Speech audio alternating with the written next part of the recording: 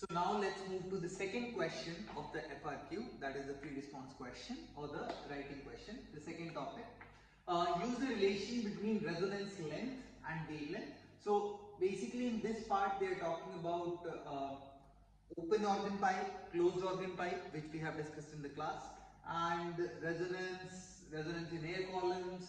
Apply the Doppler effect equation to calculate different frequencies, and also about the Doppler effect. So basically three topics: organ pipes, standing waves, similar topic, and the Doppler effect. We'll be talking about these three concepts in this particular part of the EOT.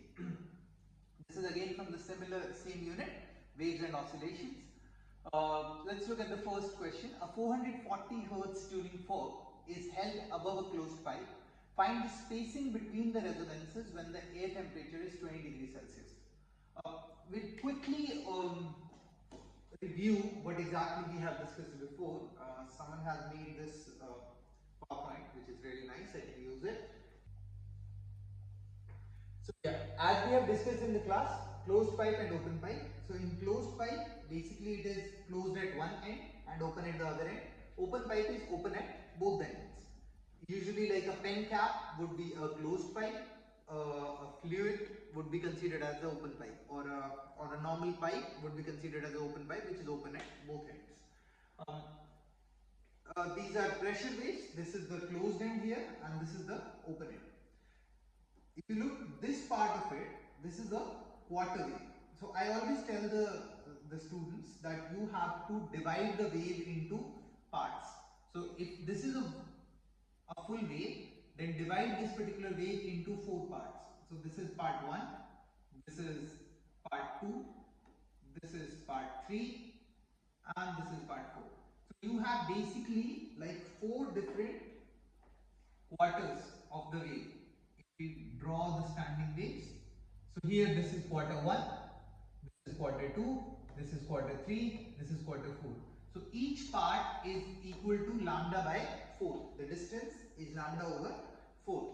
So here if you look at carefully, starts from here, ends here. So this is lambda by 4. That is half of the wavelength. Sorry, quarter of the wavelength. And this quarter of the wavelength is equal to length of the tube. So basically length becomes lambda over 4.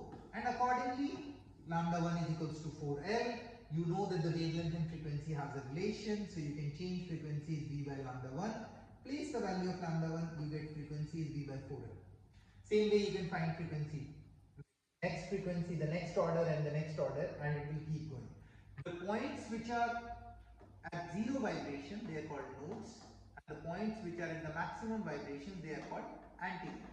So in a closed pipe, you will have, let's say, 2 nodes, 2 antinodes. So here if you see 1, 2, 3, 3 nodes. And how many antinodes? So 1, 2 and 3. So 3 antinodes. It's same. And you can find the relation between F1, F3, F5.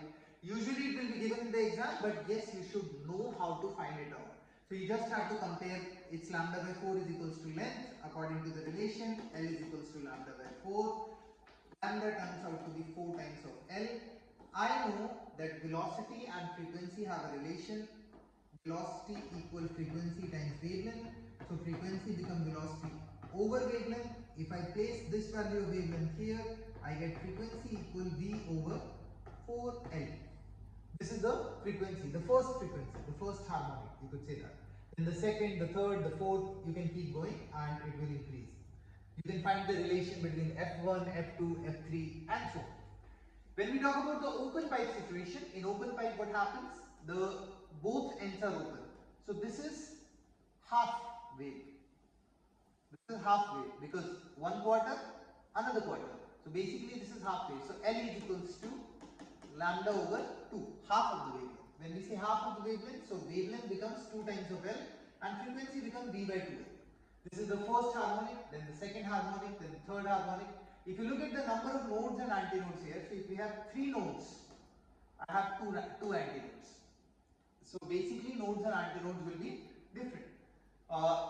The second harmonic frequency will be twice the first harmonic frequency because it is doubling.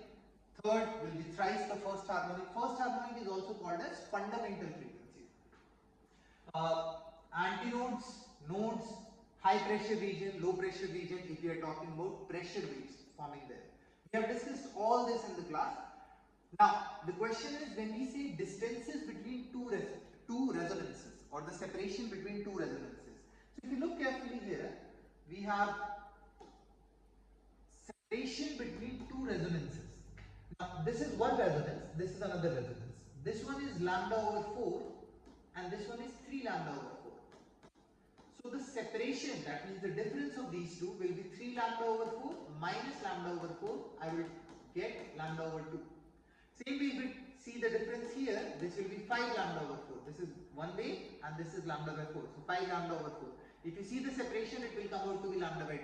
Separation between the resonances is half of the wavelength. Here as well, if you look, this is lambda by 2. This is lambda. Yani one full wavelength. Lambda minus lambda by 2 will come out to be lambda by 2. So the separation or the difference between two resonances is half of the wavelength. That is the first question what they are asking here. If we look carefully, this is the question. A 440 Hz tuning fork is held above a closed pipe. We have a closed pipe and a 440 Hz tuning fork is held above. Find the spacing between the resonances. Spacing between the resonances, that means the difference. Speed of sound is given to us 343, frequency is 440, speed is 343. I can find the wavelength because I know the relation that velocity is equals to wavelength times frequency. So wavelength comes out to be velocity over frequency divided. So V over F comes out to be 343 by 440. This is the wavelength. But we don't have to find wavelength. The question asks that find the spacing between the resonance, and I know the spacing between the resonance is lambda by 2. So whatever value you get here, let's say it comes out to be 0.7, I don't know, you can calculate it. So if I do 0.7 divide 2, I will get 0.35 and that is my answer. Centimeters or meters? Meters. So this is the result, because spacing between the resonance is not the wavelength, it is half of the wavelength. So that we should know.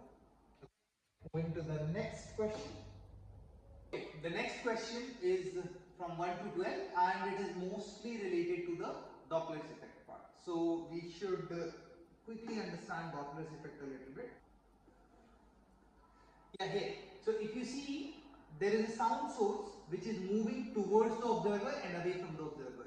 The observer which is here would feel the frequency of the sound source higher because the source from where the sound is coming close to him, and the observer here, it is going away from him, so basically the frequency which he would hear would be lower compared to the original or the actual frequency. Let's do it like proper mathematically. If we try to solve it or I'll try to explain it to you that how exactly the frequencies and the expression works. So we have some terms here which we should remember. First of all, there is V. V or VW, that is the velocity of the wave. Here we will talk about velocity of the wave. Here the wave is sound, so that's why it is sound, velocity of the sound. Usually 343 meter per second, 337 or whatever is given to you. It will be given to you in almost all the cases. Then we have a term detector and another term source. This is the velocity of the detector. Detector is the observer. So say for example, I am speaking and someone is listening. So the person who is listening is the detector or the observer and I am the source. So here this is the detector and this is the source. And they both are moving. So this is the speed of detector basically. Detector speed and source speed. Okay. Now the frequency, the actual frequency or the original frequency, frequency of source, frequency of the sound what we are listening to, frequency of the source, the actual source, and frequency what the detector feels. That means when someone is speaking or you are listening to a sound, what frequency you perceive, that is the frequency of the detector, or frequency what the detector feels. What detector feels. So using all these, basically we make an equation, that is frequency what the detector feels is equal to frequency of the source times Now this is the important part which you need to understand. Velocity of the wave, whatever it is. It could be sound, it could, I mean, here we are considering sound, so most of the time VW is going to be velocity of the wave. On the top, it is going to be velocity of detector. In the bottom, it is going to be velocity of source. Now the question is whether plus or minus, that will depend on different situations as per the problem.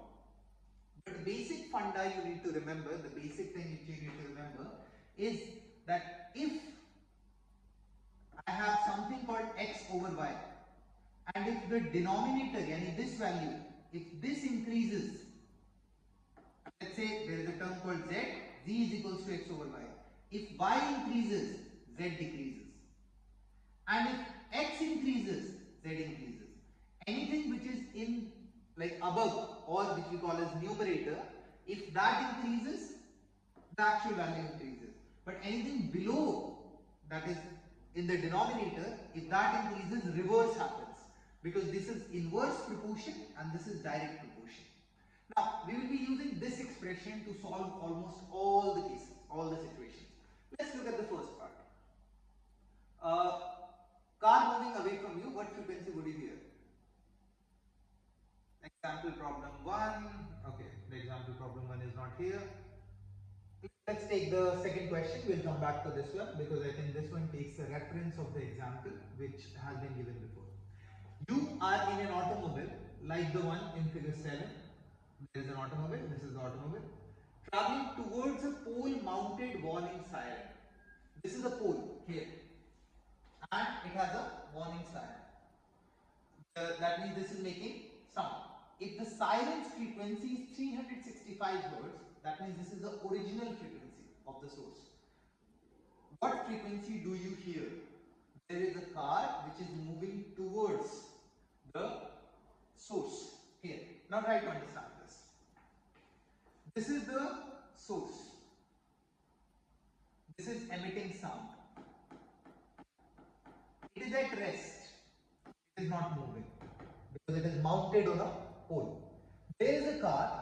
This car is moving. You are in the car and you are moving towards. So the first thing is, if you are moving towards the source itself, the frequency which you will hear, will that be more or less? If you are moving close to the source, the frequency which you would hear would be more. But if you are moving away from the source, or the distance between you is increasing somehow, that means the frequency which you would hear would be less. So here the frequency would be more. So my whole point is that frequency of detector, that means the frequency detected by the detector, will be more. How do we find out? Frequency of detector, or the frequency what the detector would hear, would be equal to frequency of source. That is given to me. That is 365. 365. That is the frequency of the source.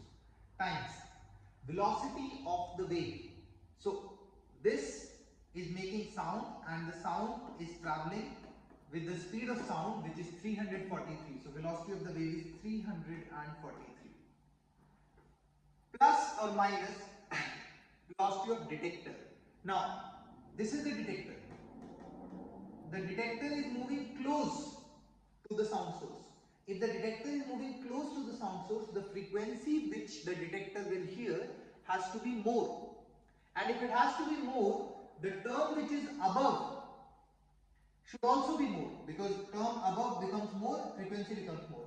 Term below becomes more, frequency becomes less. This explanation here.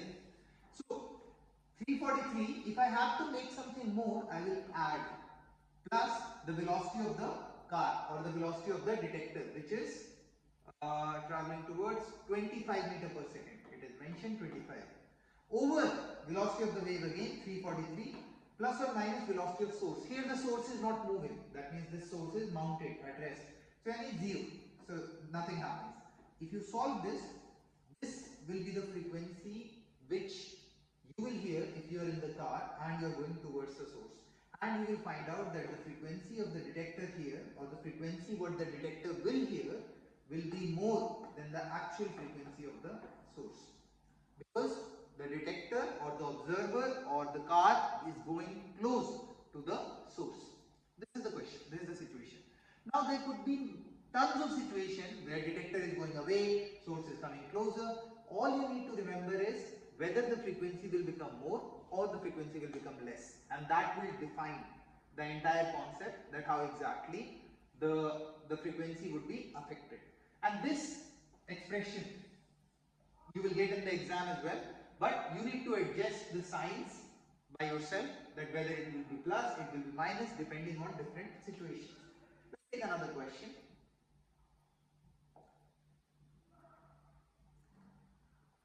You are in an automobile traveling at 55 miles per hour, 24.6 meter per second. They've already given, so we don't have to change it. Usually we do have to change it from kilometer per hour to meter per second, etc. A second automobile is moving towards you at the same speed. Its horn is sounding at 475 Hz. So, as I always say, you have to draw or try to imagine the situation. So, let's say this is the road. You are in an automobile traveling at 55 miles per hour. There is a automobile. This is you traveling at 24.6 meter per second. A second automobile is moving towards you at the same speed. So there is another automobile. Like automobile, but let's allow it. And it is moving at the same speed, which is 24.6 meter per second. Its horn is sounding. That means the sound is coming from here. The sound is coming from here.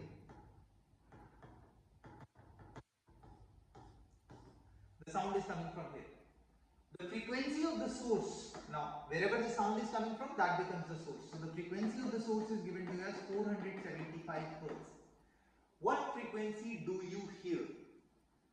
The speed of the sound is 343 meter per second. What frequency do you hear? Now, this is the source and this is the detector. Detector is coming close to the source. That means detector wants the frequency to be more, or detector will hear the higher frequency. Source is also coming to the detector. So eventually the distance is reducing. They both are working in the same favor, in the same direction to increase the frequency.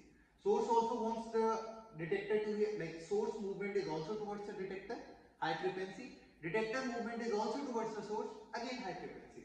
How much frequency would they hear? So the frequency of the detector, that means frequency what you being the detector would hear, would be equal to frequency of the source, which is 475, times velocity of the wave 343.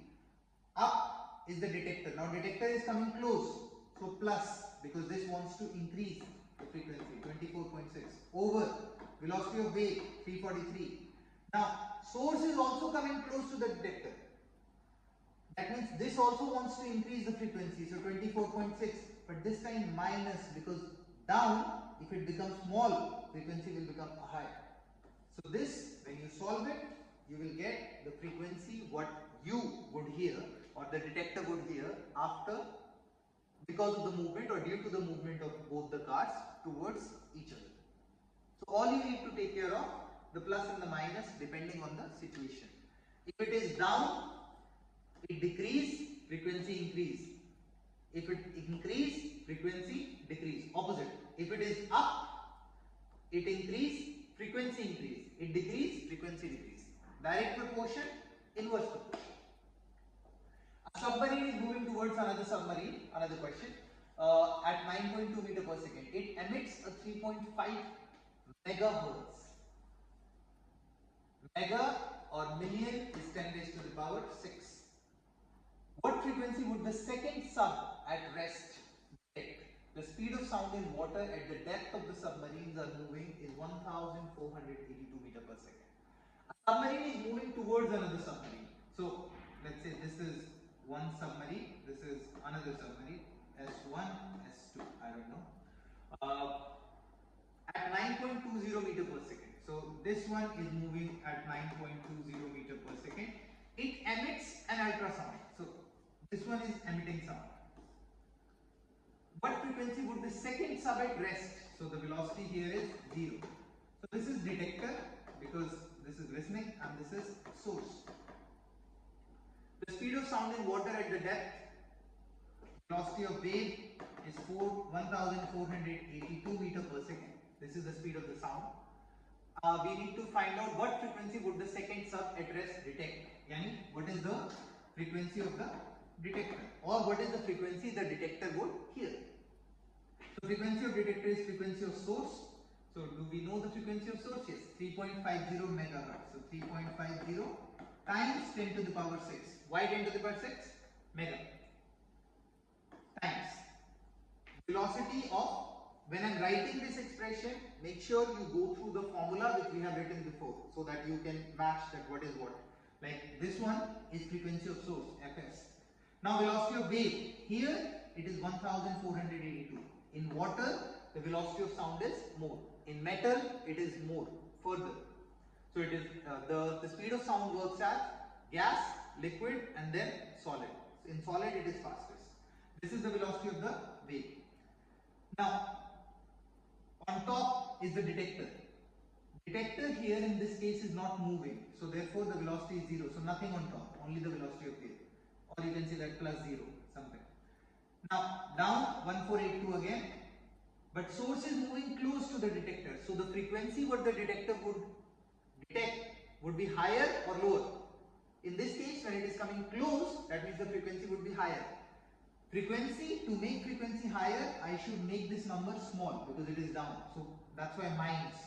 Minus velocity of the submarine, which is 9.20. Solve this, whatever is the frequency, that would be the frequency of the frequency the detector would detect. That's okay. Moving to the next question. A trumpet plays middle C, 262 Hz. This is a note of the music. How fast would it have to be moving to raise the pitch to C sharp? That means, because of the motion, they want to increase the frequency, 277. Use 343 meter per second as the speed of sound. So I can say that this is the frequency of the source. This is the actual frequency, 262 Hz. They want the detector to detect the frequency as 277. That means a higher frequency. So 277 Hz. Okay. They're asking how fast the trumpet should move. So they basically the source, how fast the source should be moving. And detector is at rest. It is not moving. That means, say for example, I am listening to the trumpet. The trumpet is coming close to me. So how fast it should be coming so that I hear C sharp. That means I hear a higher frequency. So I am resting. I am not moving. And velocity of wave is given to you as 343 meter per second. So if we use the expression, Fd will become Fs Vw plus minus Vd over Vw plus minus Vs. So Fd is 277 equal Fs 262, Vw, that is the velocity of the wave, 343, detector is not moving, so 0, over velocity of the wave, 343, and the frequency is increasing. So if the frequency is increasing, that means it has to be minus, because it is down, value should be reducing.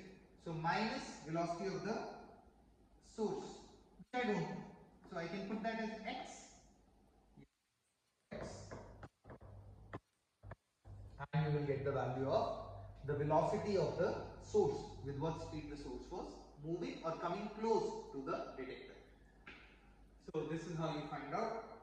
To the next question, what physical characteristics of a sound wave should be changed to alter the pitch, the loudness? The pitch of a sound wave is changed by frequency. The higher the frequency, the higher the pitch. So the pitch is the sharp voice, the shrill voice. Usually girls have higher pitch compared to boys, the sound. So more frequency, like this is one wave and this is another wave. This wave has more frequency, so eventually this is a higher pitch, this is a lower pitch. So what physical characteristics should be changed? Frequency. To increase the loudness, amplitude. So loudness resembles amplitude. So this is one wave and this is another wave. This one has higher loudness, that means more loudness. It's not like they are not dependent on frequency. For example, like this, one wave could be this, another wave could be this. It's the same frequency, same wavelength, but this one is louder and this one is less loud. The eardrum moves back and forth in response to the pressure variations of a sound wave. Sketch a graph of the displacement of the eardrum. So in an ear, what happens? The pressure.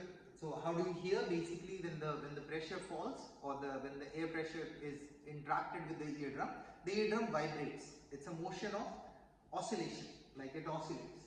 The eardrum moves back and forth in response to the pressure variations of a sound wave. Sketch a graph of the displacement of the eardrum versus time. So this is displacement versus time. For two cycles means two waves of 1 kilohertz tone, and for two cycles of a 2 kilohertz tone. So let's first try to understand it. 1 kilohertz. So frequency is 1.0 kilohertz. That is 1000 hertz. So time period will be 1 over 1000, yani 1 over frequency, which is 0.001 second, or I can say that 1 millisecond. This is the time period. So in 1 millisecond, it will complete one wave. So this is 0. Let's say this is 0.5. This is 1. And this is in milliseconds, because it's a very small time period. So one complete cycle would be completed in 1 second. So we need to make two cycles. So 1.5 and 2. So it starts at 0. So the wave has to complete 1.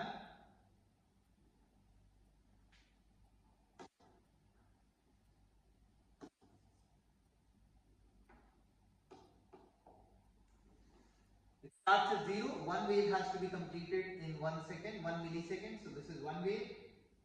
This is another wave. This is the oscillation for 1 kilohertz tone. If the tone is 2 kilohertz, so the time period becomes 1 over 2 kilohertz, that is 1 over 2000. Makes it, because the frequency has increased, so time period would reduce. So this would become 0.5 millisecond. The time period would be 0.5 millisecond. That means the wave has to be completed within this region. So this is probably 0.25, I'll say. So let's say it goes like this. 1.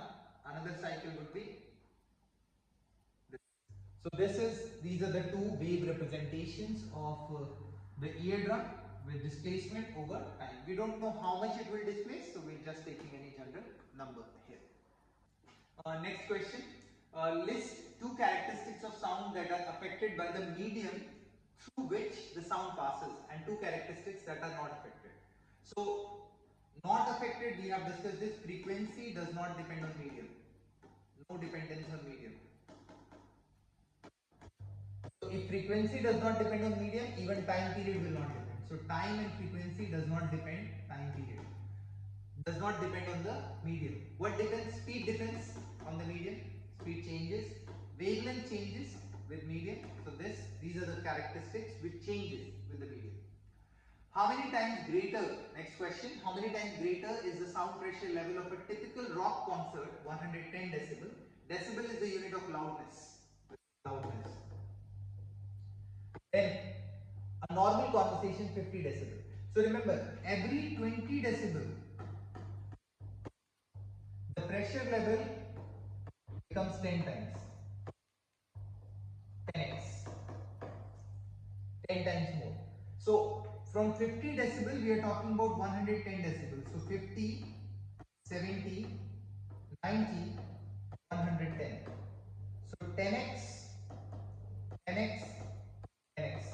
Eventually 1000 times more pressure or impact or effect will be of a rock concert compared to a normal conversation. Next question. In the 19th century, people put their ears to a railroad track to get an early warning of an approaching train. Why did this work? So a railroad track, basically we are talking about like this is a railroad track, and what people used to do is that when you cannot hear the train coming from a far distance, they used to touch their ear to the railroad, to the metal, to feel whether the train is coming or not. The reason for that is because in metal, sound travels faster. Sound travels faster. So even when the sound has not reached to you by ear, if you touch the metal surface, you can still hear it because it travels faster in there. So they could get an early warning or an early sign because sound would come faster on the metal track compared to what the sound compared to what we hear in the air. So that is why people used to do that, to find out where the train is or how long the train is going to take to come.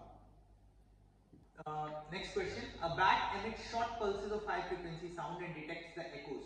In what way would the echoes from large and small insects compare if they were the same distance from the bat? So what bats do is that they emit pulses. If that pulse goes and comes back, so that means it has striked something. So it has reflected from something. If there was nothing, it will not reflect back. So to find out that whether there is something on the way, they emit pulses and looks at the and feels the reflection. So and feel the reflection. So what happens? So a reflection, like a pulse is gone, pulse is a wave basically. A pulse goes, let's say there is an insect, strikes and comes back. If the insect is small, the intensity of reflection will be smaller. So the intensity will be lower. But if the insect is big enough, that means more would be reflected back. So therefore, the intensity would be higher. The intensity of the reflection would be higher in case of a bigger insect compared to a smaller insect. In what way would the echo from an insect flying towards the bat differ from that of an insect flying away from the bat? If an insect is flying towards, and this is the way which is going, it will strike and come back. But insect is also flying towards. So if you can say that in one sense the source is coming close. If source is coming close, the frequency would be higher. So the frequency what the bat would feel would be higher. Doppler effect, which we just discussed. And I mean in the previous slide. And if the insect is going away, so therefore what would happen? The source from where the wave is returning to the bat is going away, and if it is going away, the frequency what the bat would sense would be lower. Again, Doppler effect. So here it would be lower, flying away would be lower frequency, and flying towards would be a higher frequency. Next question. Can a trooper using a radar detector at the side of the road determine the speed of a car at the instant the car passes the trooper? Now see, if the car is coming from here, it is coming from here and the trooper is here, they can send a wave signal, it will strike and return, they can calculate the distance and everything, and they will get the speed of the car. But they are saying the speed of a car at the instant the car passes the trooper. That means this is the trooper, let's say this is the police, and the car is passing at this point and it moves this way. Coming from here, move this way. This is the car, this is the police. Now, what happens here that they are asking that can we find out at the instant it passes. So even if the signal is sent to the car, it is going in this direction. The car is going in this direction. It is not coming towards the observer or away from the observer. So Doppler's effect does not work in the case of 90 degree or transverse cases. So it works only if the car is going away or towards the observer. It will not work when it is going perpendicular to the observer. So when the police is here, at the instant the car passes, if they have to find out the speed of the car, no, they cannot find out using the Doppler's effect method. So here the answer would be no. And I think,